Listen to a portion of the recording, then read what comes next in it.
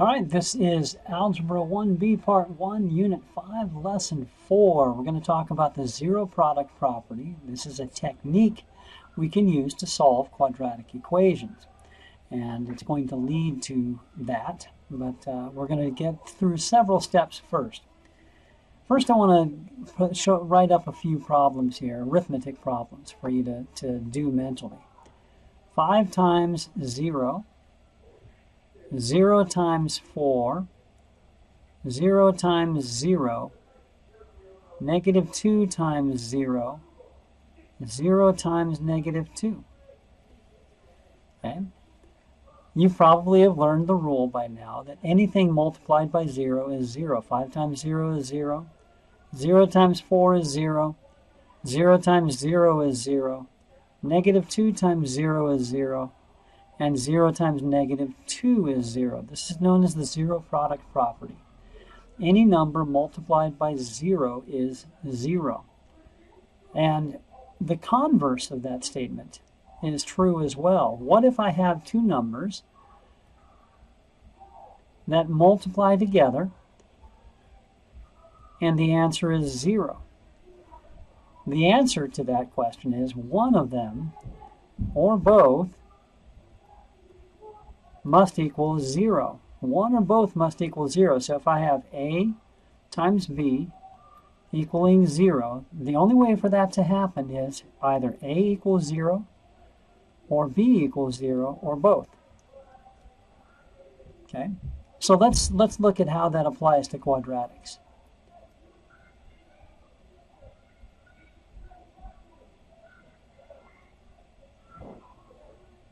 Okay? So let's say I've got this problem here. I've got x squared plus 2x equals 0. Okay? What I'm going to do is I'm going to notice that both x squared and 2x have a x in them. In fact, I'm going to rewrite x squared as x times x. And I'm going to use the reverse of the distributive property. There's an x in both, so I'm going to pull the x out and leave it in front. This is x times x plus 2. X times x plus 2. Now I've got two things multiplied to make 0. Two things multiplied to make 0. Either I've got x times x plus 2 equaling 0. So one of them must be 0. And here's how we do it. We write x equals 0 or x plus 2 equals 0. So what happens here is, using the zero product property, one equation becomes two equations. And we can solve both equations. Now, the x equals 0 is already solved. X is already by itself. But we're going to use the subtraction property of equality to get rid of the 2, the plus 2. The opposite of plus 2 is minus 2. Anything I do to both sides, or one side, I do to both sides. And x equals negative 2. And let's check it out here. Let's try plugging this into the original equation. What if x is 0? 0 squared plus 2 times 0 equals 0. 0 times 0 is 0. 2 times 0 is 0. 0 plus 0 is 0. So 0 checks as one of the solutions. But also, what if x equals negative 2? Negative 2 squared plus 2 times negative 2 equals 0. Negative 2 means negative 2 squared means negative 2 times negative 2. Negative 2 times negative 2 is positive 4.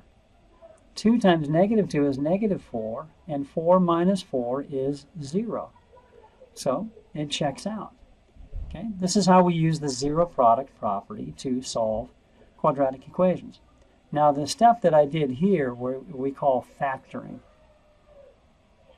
where we pull out or factor, break up a quadratic into its component products or factors. Okay? And that is the study of the rest of the unit, which is going to take some time. because they can be rather complex. But let's solve a few that have already been factored for us. Okay, let's take this one here, x plus 3 times x minus 2 equals 0. Either x plus 3 equals 0 or x minus 2 equals 0. It's the only way for a product to come out with a 0 answer. Subtract 3 from both sides. X equals negative 3. Add 2 to both sides of this equation. X equals positive 2. So negative 3 and positive 2 are the solutions to this quadratic. And as you recall, the solution set can be listed in braces, negative 3 and positive 2. We would say X equals the solution set, negative 3, positive 2. Okay? Let's try working in reverse. You're going to be given some problems where we do that. What if I say the solution set to this quadratic, is x equals 4 and negative 1. Okay, here's what I do. I write x minus 4, right? Opposites, think opposites, and x plus 1. Let me show you why that's the case. If I do minus, then that'll make 4 a 0. If I put in 4, what is 4 minus 4 but 0? And that makes the answer 0. If I put in negative 1 plus 1 is 0. That makes the answer 0. Okay? So when you want to come up with a solution set, let me write it this way.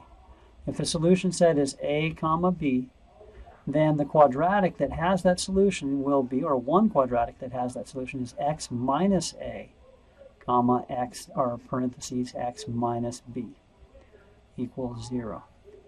Okay? Let's try one other here as our final example. Okay?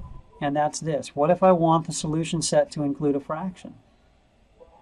Like 2/3 and 0. Do the same thing, x minus 2/3 and x minus 0 equals 0. And that would be a valid solution, but there is one solution that does not have a fraction. And remember, you can get rid of a fraction by multiplying by the common denominator, by the denominator. I'm going to multiply through by 3. And that works because if I put multiply by 3, it doesn't change the fact that it is 0. In fact, you can think of it as multiplying 3 on both sides. 3 times 0 is still 0, so it still has a solution of 0 even though I multiplied by 3. But when we distribute, we get 3x as our factor minus 2. 3x minus 2. Okay? And this has the solution set 2/3, 0. Let me demonstrate for you. Okay? By solving 3x minus 2 equals 0, or x minus 0 equals 0. Note that x minus 0, we don't need the minus 0, it's just x. Okay? So add 2 to both sides. We get 3x equals 2. Divide 3 to both sides. X equals 2/3. Okay? And of course, if we want to add 0 to both sides, 0 plus 0 is still 0, x equals 0. Okay? And just to correct this here, we usually write this way, 3x minus 2 times x instead of x minus 0. That would be the way I'd write the answer to the question, what quadratic has 2/3 and 0 as a solution set? Right, so hopefully that helps.